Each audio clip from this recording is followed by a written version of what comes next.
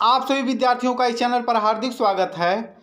इस टॉपिक में सामाजिक विज्ञान के सिविक्स भाग 3 के नागरिक शास्त्र के पाठ 3 लोकतंत्र और विविधता के सभी महत्वपूर्ण लघु और दीर्घ उत्तरी प्रश्नों को बहुत ही आसान तरीके से समझेंगे। तो आइए बिना रुके सामाजिक विज्ञान के भाग 3 नागरिक शास्त्र के पाठ 3 के सभी प्रश्नों को आसान तरीके से देखते हैं। पहला आपका प्रश्न है, सामाजिक विभाजनों की राजनीति के परिणाम तय करने वाले 3 कारकों की चर्चा कीजिए। यह आपका पहला प्रश्न है। इसका उत्तर है, सामाजिक विभाजनों की राजनीति के परिणाम 3 कारकों पर निर्भर करते हैं और वे तीनों कारक निम्नलिखित हैं। पहला है, यह इस बात पर निर्भर करता है कि लोग अपनी सामाजिक पहचान को किस रूप में लेते हैं। यदि लोग अपने आप को विशिष्ट मानने लगते हैं तो ऐसे में सामाजिक विविधता को पचा पाना मुश्किल हो जाता है। दूसरा आपका है, राजनेता किसी समुदाय की मांगों को किस तरह से पेश करते हैं।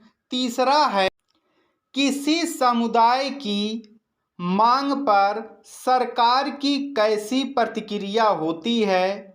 यदि किसी समुदाय की मांग को सही तरीके से माना जाता है तो इससे राजनीति सबल बनती है। अब हम दूसरा प्रश्न देखते हैं, सामाजिक अंतर कब और कैसे सामाजिक विभाजनों का रूप ले लेते हैं। यहाँ पर आपका है।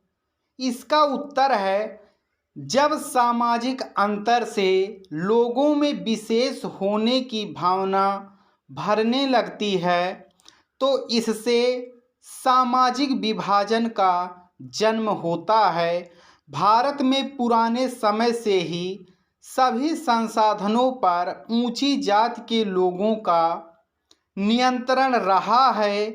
इसके अलावा सवर्णों ने दलितों और पिछड़ी जाति के लोगों को आर्थिक विकास का फायदा उठाने से रोक कर रखा।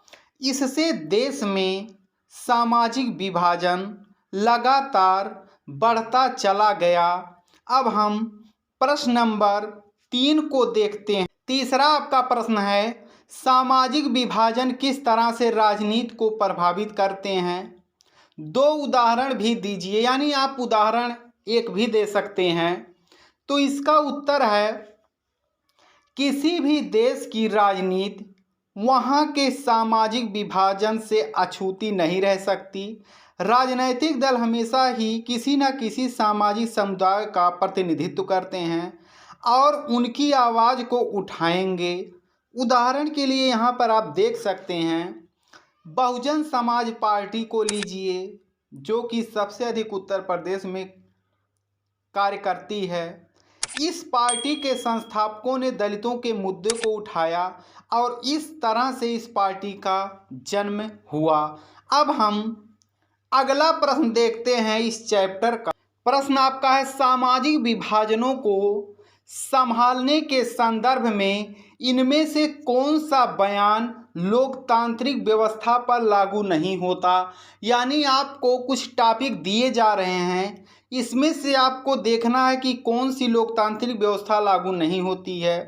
पहला आपका टॉपिक है, लोकतंत्र में राजनीतिक प्रतिद्वंदिता के चलते सामाजिक विभाजनों की छाया राजनीति पर भी पड़ती है।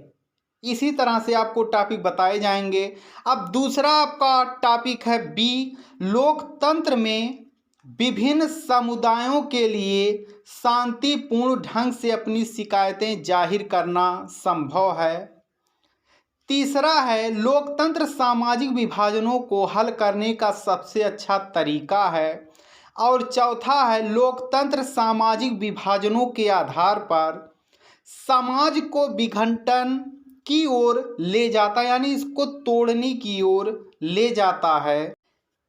इसी तरह के इम्पॉर्टेंट वीडियो इस चैनल पर बनाए जा रहे हैं और यूपी बोर्ड के वे सभी विद्यार्थी जो 2024 के बोर्ड एग्जाम में बैठेंगे, हाई स्कूल और इंटर दोनों विद्यार्थियों के लिए इस चैनल पर पूरी तैयारी करवाई जाती है। और अब इधर आपका टॉपिक शुरू हो जाता है जो कि केवल एग्ज़ाम को ध्यान में रखकर उन सभी टॉपिकों को बनाया जाएगा। कैसे आप पेपर देंगे, कैसे लिखेंगे और किस तरह के क्वेश्चन आपके एग्ज़ाम में आते हैं और किस तरह से क्वेश्चन को आपको हल करना है, सभी इसमें बताया जाएगा। आप सभी विद्यार्थियों का वीडियो देखने के लिए धन्यवाद।